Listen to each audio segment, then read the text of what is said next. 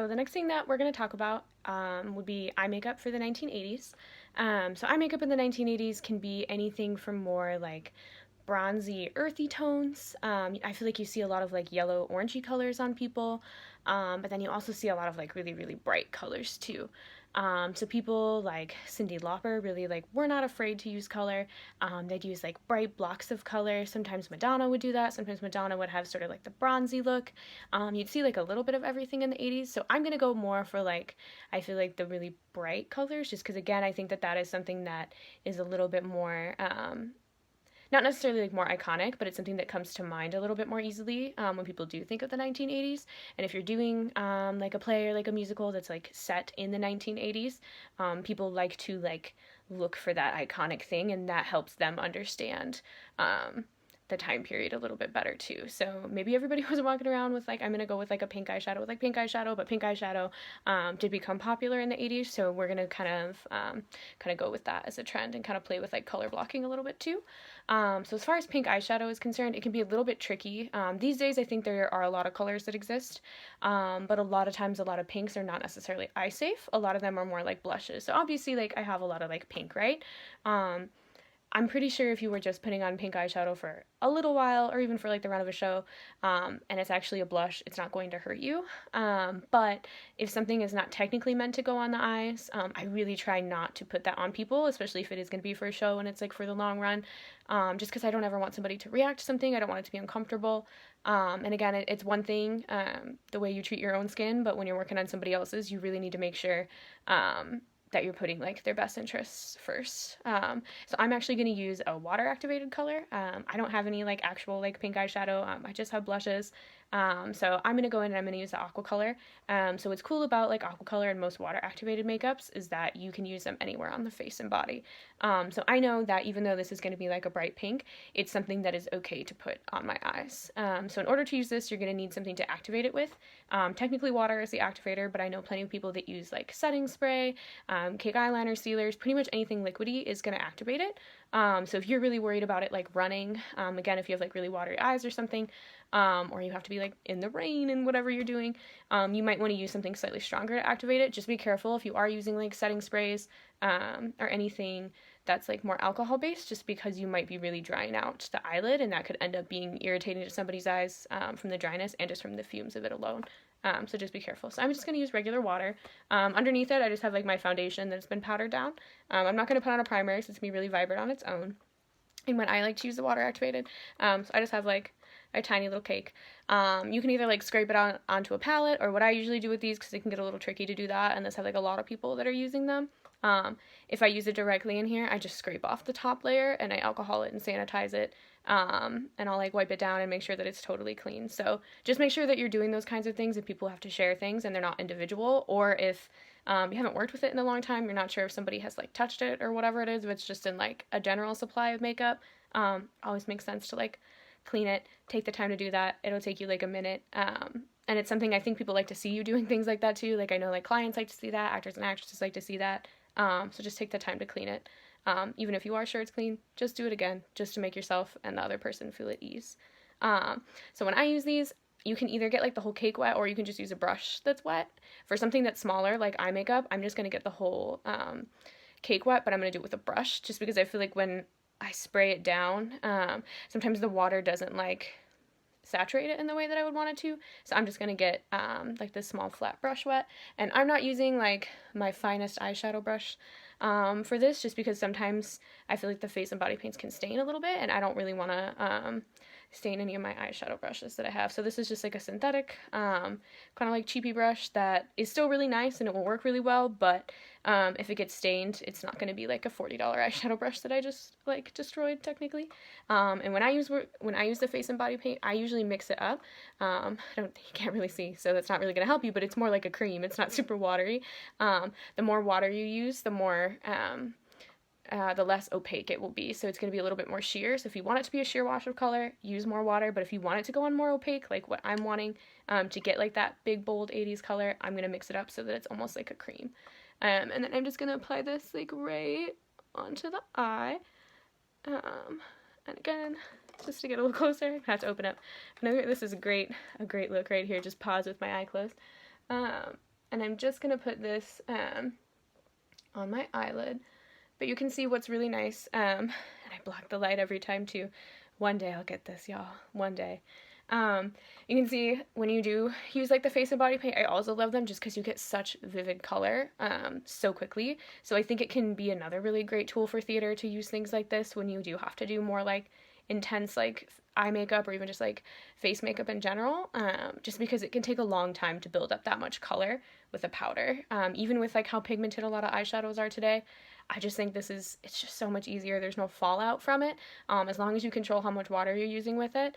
I just think it can be like a lot cleaner of an application, and really it is long lasting. I think people get afraid because it is water activated, but it is a really long lasting product. I've only ever had somebody sweat it out of their hair, and again, you're probably going to be sweating something out of your hair if you're in a really heavy costume faster than you would sweat something off of your eyelid, right? And if you're using setting sprays and stuff, that's going to help seal everything in. So it is something that I really like to use. And if you feel like it's starting to get too dry, I'll just kind of dip the brush into the water, and that'll help kind of blend it back out. So blending these can sometimes be like a little bit tricky. So there's definitely like a bit of a learning curve with that. But usually what I do is I'll take a brush that either has nothing on it if the paint is still kind of wet, or a brush that just has water on it, and I'll use that to go back and blend it. So I kind of made, because we're going to do something that's like a little bit more color blocked, so I didn't keep it on just my eyelid. I kind of like went up a little bit, and then we're going to build other colors around that with like powder eyeshadows. But I just wanted to make sure I gave myself like a good base to do that with. And then I'm also just going to take it and kind of like fan it out a little bit, because that's one thing I think we also see in 80s makeup a lot, is that it gets kind of like drawn out. Like the blush is pulled back, everything is sort of like pulled back a lot further than like what we're used to seeing. So even though I'm going to build some other color over this, I'm just going to go ahead and kind of like fan this out a little bit. I never really have issues with this creasing. I mean, like anything that's going on your eyelid, if it's wet, you might have like a little bit of creasing, but really I just love it because I think you just get really great vivid color. It dries quickly, and it doesn't go everywhere. So if I was using like a pink eyeshadow, it might be like all over me right now, but I don't have to worry about any fallout because it's a paint and it's going to dry as soon as I put it on. You can also use it for really like vivid eyeliner and everything too. I don't recommend putting this on like the waterline or anything like that. I definitely would not do that. But just for stuff on your eyelid, I think it can work really, really nicely for that. So that's going to be our base color. And then to blend it out, I'm just going to take a brush that doesn't have anything else on it, just a little bit of water, and then we're going to kind of buff it out. To do that, I'm going to use one that's like a little bit more rounded. So even though we're not necessarily like trying to like smoke this out or anything, I'm just going to use that because I feel like the more rounded shape helps to blend it just a little bit more easily. And then I'm just going to go right over my edges and just kind of like pull it back and forth. So it's really similar to how like when we learned old age makeup one of the many times that we did in class, where I said if you're trying to like blend a line out, if you just kind of move your brush back and forth, that's going to save the shape that you have without getting rid of it. So it'll blend it, but you'll still have like that definition that you need. It'll just be like softened a little bit. So that's like all that you're trying to do right here. So I'm just kind of like pulling this back and forth over it, and it's still like little circles. So if you like to think of blending like I always say is like little circles, it's still like that, it's just like smaller little circles. And then we're gonna go right at this end and kind of like pull this out a little bit. And I think a lot of times too in the 80s you kind of see the color like everywhere, so you can like extend it under if you want to. I think one thing you see is that they put kind of every color right here. Usually when I'm doing like a beauty makeup, I try to keep this really light and bright, but in the 80s like you'll see like kind of any block of color. So I mean they had different eyeshadows on each eye too, so you can kind of do whatever you want, I feel like, when it's the 1980s. So you can kind of really play with colors. That's why I thought that would be a fun look to do, because I think we can probably all look at a picture of somebody with like bronzy eyeshadow and know what to do, but sometimes it can be a little bit harder when you do have this more like intense color that someone could expect you to have to do. And it might not even be the 80s, it could be probably a lot of different like shows and musicals and things. Somebody might expect you to be able to put on like a really, really vivid color, and you may not have like every single eyeshadow in the world. And sometimes the creams can get a little bit trickier, so you might have the water activated paints to play with if you don't like how creams are on eyes. What's nice about this is it's going to dry on its own, so I don't have to set it with anything, whereas if this was like a pink cream, I'd have to worry about setting it. So I don't know. I think there's a lot of advantages if you haven't played with the water activated yet, for doing like eyeshadows, and you can do regular colors with this too. It doesn't just have to be like the vivid ones. I think it's a really cool avenue to kind of explore. So at this point, if I'm like happy with how this is blended, I want to start adding other colors to it. So I could do the rest of it in water activated. Just know, if I put something else that's water activated over any of this, it's probably going to start to pull it back up. So if you are going to layer water activated colors, you have to make sure that you kind of like monitor the amount of water that you're using. So if you use too much water, it could just erase everything. So if I do have to layer color, I try to either use something different to activate it, or I just kind of use less water as I go on, or use less activator, whatever it may be. So just kind of keep that in mind so that you don't totally like take away everything you just did. So it can be good in a sense if you do need to like quickly get rid of everything. Water will pretty much take it out, but it can also make things difficult if you're trying to layer color. So a lot of times I'll either use this as like a base and I'll use like powders over it, or I like to go in and do like smaller detail work. And even something like this I would consider more of like a detail, as opposed to doing like a whole foundation with it where I want everything to be really perfectly blended. That can be a little bit trickier. But you can see, you can still get this like pretty blended. It might just take a little bit more time than if you were, you know, using your finger to blend out a cream. And I have seen people use their fingers to blend these out, but again, I think it's better if you can not put yourself in the habit of doing that, so then you're not in the habit of doing it on someone else. But again, that's my own personal philosophy with makeup. You don't have to follow it. Not everybody has to follow it, but that's just how I feel about it. So the next kind of colors we're going to play with, we're probably just going to put like some blues and purples into it and around it. So at this point with 80s stuff, I mean, there's people that use like yellow as their highlight, and like I have like a shimmery blue, like maybe we'll do that, maybe we'll do shimmery purple. There's really like no rules, which is why I think it's kind of fun. And I mean, like you'll see people like Cyndi Lauper that has eye makeup that's like all the way up here. We're not gonna do anything quite that much. Madonna has a lot of looks where like she'll use like a little bit of color, but it's not like as much as Cyndi Lauper uses, so it's more like in that world, I think, than anything else. So I'm just gonna start layering some other colors over it. I have like kind of like just like a basic like purple color. And once this is dry, you can really layer like anything over it. So we're just gonna add in some purple over it, and we're gonna use this as kind of like our shading color. So it's gonna be kind of a smoky eye, but again, in the 80s, I think there was really like no rule with how you could wear your eye makeup. It was just, it needed to be there. It needed to be a lot. So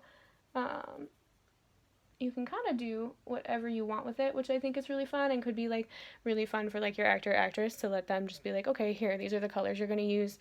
This is like the general shape and placement of things, but like you do what you think is fun and what could work for you. And I think that might be kind of like a cool way to include somebody in the design that you're doing too. So it can be a lot of fun. It's a very fun period. So definitely try to enjoy it. And if you can get away with doing like the more fun colors and stuff like this, I say do them, because it's definitely not every day that you can put somebody on stage with like hot pink eyeshadow or something, right?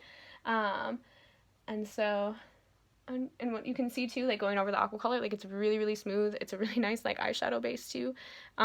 It will obviously, since I used hot pink, the colors I put over it are not going to be as true as if it was like white or something like that, but you can still get like a really vivid color payoff, even with the color under it being super vivid. And then I'm just going to kind of like blur this up a little bit, because again, 80s stuff, it was just people will have colors into their eyebrow, like it can kind of be whatever you want. And then I also have like a turquoisey color that I never get to use, so we can kind of like toss that in here too, and just like have fun with it. I feel like, yeah, if you get to work on something where it's like 80s and you get to do like a fun colorful 80s look, then I would use like every single color that you can, just because it's not wrong to do that. So I would say just have fun with it. And so I just added like some turquoise over that. And then if you want it to be more vivid, you just don't blend it as much and you just kind of like pack it in. So if I want this part to be like really turquoisey, then I just want to make sure that I'm not blending it as much. So it's a little harder to see when you're not super close to my face, but that one is a little bit more turquoise, and then I can go back in with some purple, and you can take like a darker one if you want to. We can kind of just like blend that out, and again, people would carry color like underneath the eye, so we could do that. I think Madonna, you see that a lot with Madonna, where she would have like a lot of this like kind of like smokier under eye kind of like eyeliner going on. Yeah, I would just work on creating like whatever shape it is that you want in whatever colors that you want, before you worry about like trying to blend anything else, because we're still going to go back and blend everything out, because I mean this is a lot, right? Like that is a lot. Like again, I have really big eyes, so I can kind of do things like this, and I have a lot of space to do it. Not everyone is going to have eyes this big, but you can certainly play with like shape and color and something. So we're going to keep it kind of more like, not like winged out, but more in that kind of a shape. But the next thing I'm going to do is I'm just going to get like some of the fallout that I have, because that purple, since it's like a darker color, you tend to get like a little fallout from that. But it's nothing that I feel like I can't ever just like go back and brush away. So now the next thing I need to do is kind of work on like highlighting it a little bit and blending it out. So I'm still going to use kind of like a light-ish, like white-ish shade. And it's like lightly shimmery. Again, it's like that highlighter that I used before, but it's not like crazy shimmery. And what's nice is if you just start to like layer it over the other colors, it almost creates like a frostier like version of those, so it almost gives you pastels without you actually having to have a pastel color, because again, like I've been saying in all these videos, a lot of times with theater, like we're really limited by the supplies that we have, so you don't always have all these like super fun colors to play with in like eyeshadows, especially too because eyeshadows are a lot harder to keep super sanitary, so that's why I am trying to show you things like when we did like the blue cream eyeshadow in the 70s one, or like we're doing like the water activated, is that you have ways to play with color without necessarily having like the ease of like a powdered eyeshadow or something. So the more you kind of learn to like work with what you have, and like how to use different products in different ways to kind of like blend the colors that like you wish you had but you don't, probably the more successful you're gonna be. And then again, if I want to like sharpen this, I'm just going to take this same kind of like fluffy brush and just kind of like move it back and forth so I can still have definition, but it's more of like a softened definition. And then I have a lot of color going on in like my inner corner, but I'm still going to put like a little bit of like a brightener there, just so that on stage it doesn't get super dark. So if I put like tons of dark purple here, like yes, that might be super period, but again, like under some stage lights, it just doesn't look totally great on everybody, and it might not be like the most flattering look for you overall. So really we can just go back and forth and blend this into kind of like whatever shape you want. But you can see it's kind of fun. There's turquoise, there's hot pink, there's a little bit of everything. And if I did want to go back in and like kind of blend the pink, as long as the brush is still like a little bit wet, we can still go in and like lay these colors down over it, so you can still get that really like vivid pink without totally like getting like liquid all over everything because the brush is too wet. So as far as like adding more colors to this, you could if you wanted to. Like I have kind of like a light like shimmery purple color, so if you wanted to be more like Cyndi Lauper-esque, I guess, like you could kind of like add some of this, and like it's still light enough to where it's like a highlight, but it's still purpley enough to where I got another way to use another color. And a lot of times too, you'll see people like carry the color like through their brows, and kind of like over and around it, so we're gonna do that a little bit, just to make it a little bit more fun, right? But just be careful with like any color like that is more like purpley or blue. If you get it too close to like right here, that can just make it look like you have under eye circles. So you can have fun with color, you can play with color, but just be careful still with where you are placing it. And then as far as like eyeliner goes for this, that's probably another thing where I feel like everybody kind of did things a little bit differently. You could probably go with a color, you could go with black. For something like this, I think as long as it's darker, it would still really read well on stage. So I'll probably put on black just because that is what I have, but you could probably do like a dark blue, a dark green, purple, whatever it is. Really, there's like no wrong way to do makeup for the 80s. I think as long as you have a lot of color and you're having fun with it, you'll be all set. So I'm going to continue blending this and add in some eyeliner, and then we're going to talk about eyebrows in the 80s.